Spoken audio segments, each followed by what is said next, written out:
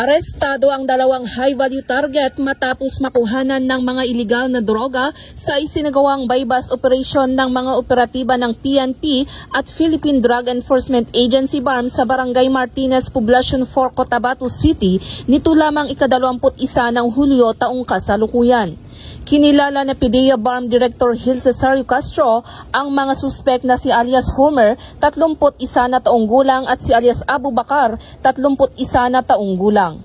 Naging matagumpay ang naturang operasyon dahil sa pinagsanib puwersa ng mga tauhan ng PDEA BARM, PNP Maritime Group kasama ang suporta ng Cotabato City PNP.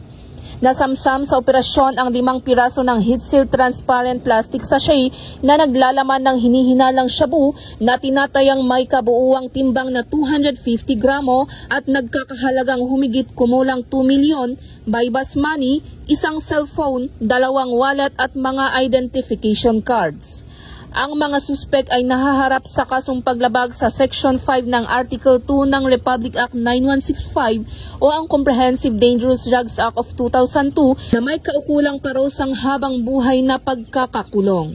Samantala, patuloy naman ang Cotabato City PNP at PDEA BARM sa mas lalong pagpapaigting ng kampanya kontra iligal na droga upang masiguro ang kaligtasan ng bawat mamamayan.